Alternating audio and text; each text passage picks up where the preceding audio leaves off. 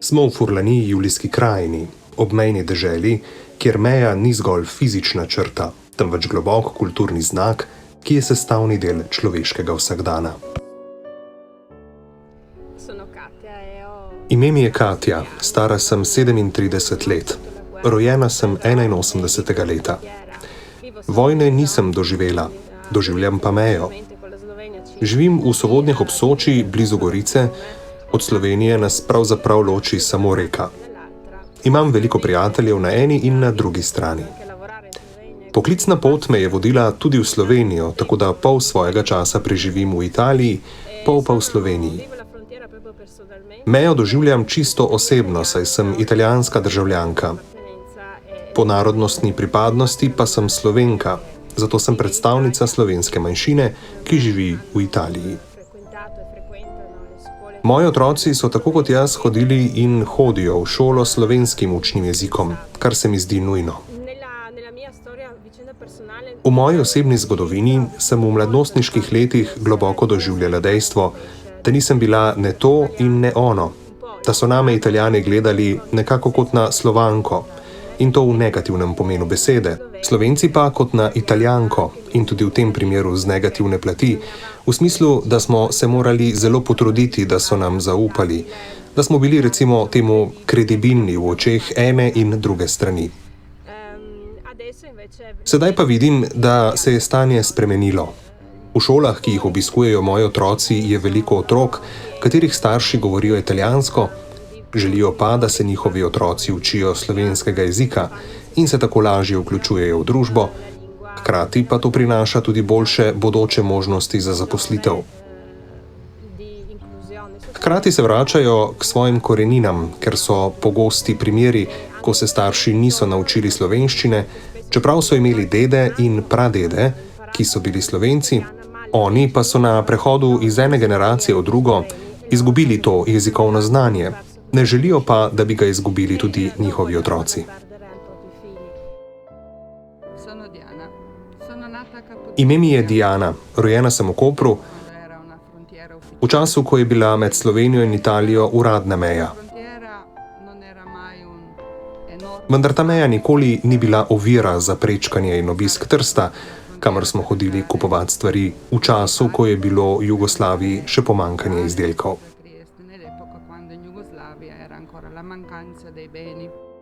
Sem hči čezmejnega sodelovanja. Moja mati je Tržačanka, moj oče pa Ljubljančan. Zame je meja od nekdaj bila bolj nekaj, kar združuje, kot nekaj, kar deli. Zato sem že od malega skušala iskati elemente, ki so me povezovali z drugo stvarnostjo. Če sem bila v Sloveniji tržaško, italijansko, če sem bila v Trstu pa slovensko, takratno jugoslovansko. Čez to še vedno obstoječo in prisotno mejo se prehaja, vendar so njene poteze vedno bolj zabrisane zaradi čudovite možnosti prostega prehajanja z ene strani na drugo in vse močnejše evropske ideje. Sem Tržačan in tako sem se rodil z mejo okrog mesta. Od nekdaj sem razmišljal o njej kot o nenaravni pregradi, saj sem kot mlad vedno hodil tja točit gorivo za starše in tako naprej. Potem smo se s sindikatom zelo bratsko povezali s kolegi iz koprskih in sežanskih sindikatov in od nekdaj tkali res konkretne in iskrene odnose. Skupaj smo se borili tudi pri medregijskem socialnem svetu CGIL in v slovenskih združenjih sindikatov, ravno pri premagovanju in rušenju te meje. Borili smo se, da je tudi Slovenija vstopila v Evropsko unijo. Borili smo se, da so odstranili pregrade na meji in da je prišlo do prostega pretoka državljanov, tudi delavcev. Ime mi je Luciano, delam na deželnem tajništvu Cizelj za Furlanijo Julijsko krajino. Sem sindikalni predstavnik pri Cizelj. Zame je meja, kako bi temu rekel, nekaj, kar označuje upravne meje in meje, ki ovirajo prehajanje državljanov iz ene države v drugo. Pogosto je mobilnost delavcev bolj ali manj otežena z ovirami, zaradi katerih je lahko življenje tudi bolj zapleteno oziroma oteženo. Od leta 2007 to ni več policijska meja. Ni več meja, na kateri bi se moral opravičevati, da jo lahko prečkaš. Na podlagi mojih izkušenj, po tistem, ko sem začel delati pri sindikatu leta 2002 in so me zadolžili, da se že takoj začnem ukvarjati z obmejnimi delavci, ki so se vozili iz ene države v drugo, lahko rečem, da še vedno ostaja veliko nejasnosti. Iz ene države v drugo prehajamo, ne da bi se tega sploh zavedali.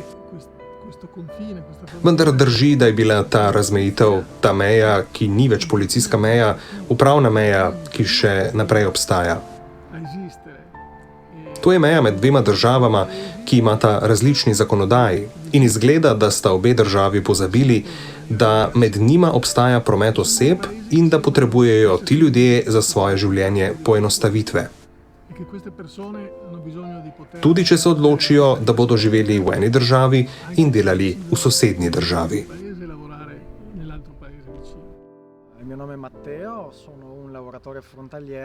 Ime mi je Matteo.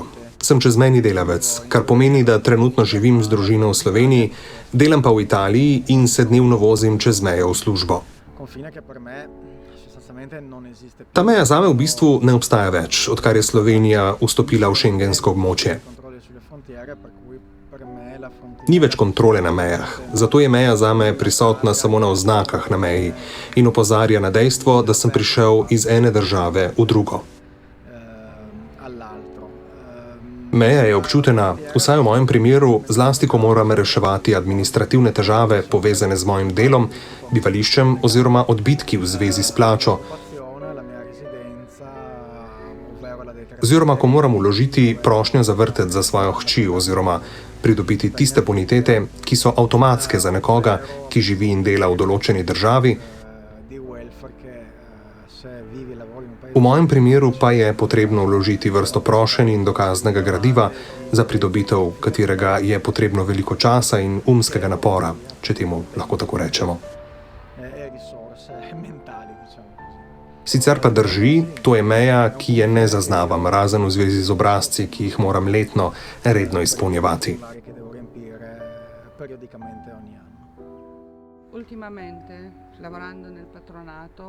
Delam pri patronatu in zadnje čase sem naletela na ovire, na številne težave povezane z nekdanjo mejo. Ovire pri uveljavljanju pravic delavcev, ki niso enako obravnavani in nimajo enakih pravic pri obravnavi.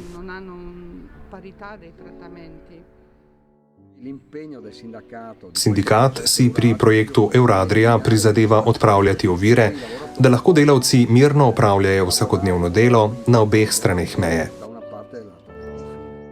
Kljub temu pa ostaja meja velika priložnost in enako velja za idejo, da je različnost, ki jo označuje meja, bogastvo, katerega je potrebno zaščititi, dragoceno, katere varuhi moramo postati.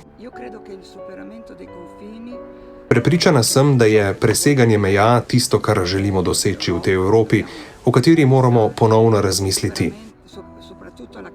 In da gre zlasti za sposobnost, da razumemo eden drugega, da sprejemamo medsebojne razlike, da potem ne postanejo razlikovalni element, ki nas ločuje, temveč nov element, ki združuje z radoželjnostjo, pri čemer se učimo jezike eden drugega z izmenjavo delavcev, torej tudi z delom, da se omogoči delo pod istimi pogoji na eni in na drugi strani meje, pomeni, da mejo presežeš. Pomeni, da postane to dejansko obogatitev, saj daje nove možnosti in priložnosti in zlasti bo le na tak način mogoče odpraviti mejo v glavah, ki neizogibno obstajajo, kjer se srečajo različne stvarnosti, če ne zaradi drugega, že zaradi večinskega jezika. Vendar je le tako mogoče iti naprej in povezovati našo celino.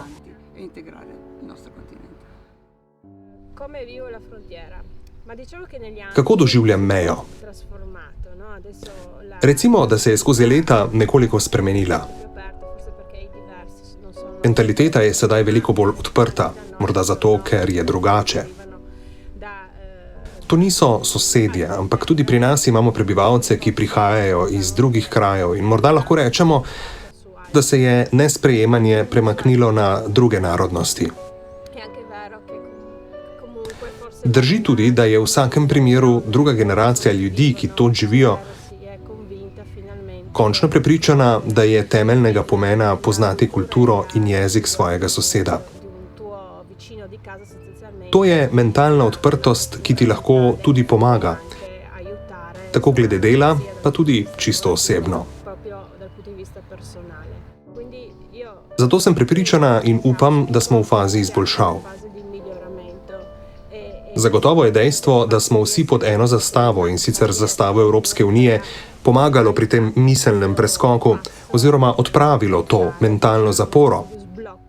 In sedaj čakamo in delamo na tem, da bi tudi inštitucije nekoliko sledile razvoju prebivalstva, ki tukaj doživlja mejo, in sodelujemo tudi s pomočjo projektov, kot je Euradriin.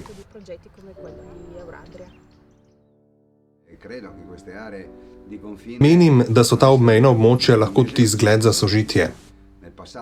V preteklosti se je z mejo z Jugoslavijo veliko manipuliralo. Mislim pa, da je danes ta meja, ki je padla, je pa ostala v glavah številnih ljudi dokončno porušena in smo priča običajni mobilnosti med obema območjema. Menim, da je to pozitivno. Sodelovanje je možno na številnih področjih kulture, umetnosti, v zvezi s pristanišči in sožitjem.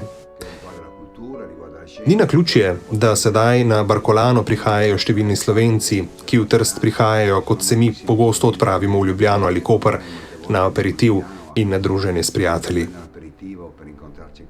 Prepričan sem, da je to pozitiven primer sožitja in preseganja meje, za obstoj katere ni več razlogov, saj znotraj Evropske unije zagotovo ne. Ravno tega nas uči meja, da smo odprti, pripravljeni sodelovati in se počutiti kot del nečesa večjega. In to je tudi najbolj izviren duh projekta Euradria. Moje ime je Vanessa, sem projektna vodja pri Informestu. Zame meja nikdar ni predstavljala težave.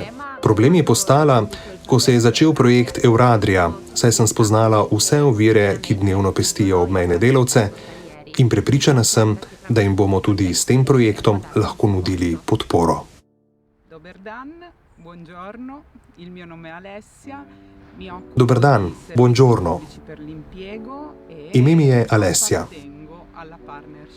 Delam pri javnem zavodu za zaposlovanje in sem del Euradriinega partnerstva. Kaj naj rečem? Recimo, da sem se v času trajanja tega projekta naučila, kaj pomeni sodelovati. Naučila sem se, kaj pomeni biti del partnerstva in govoriti o poklicni mobilnosti v Evropi. Glede pojma meje mi pride na misel poved, s katero jo lahko določim, in sicer bi lahko rekla, da je morda meja nevidna razmejitev znotraj zgodovinsko nedeljivega prostora. All'interno di un territorio storicamente indivisibile.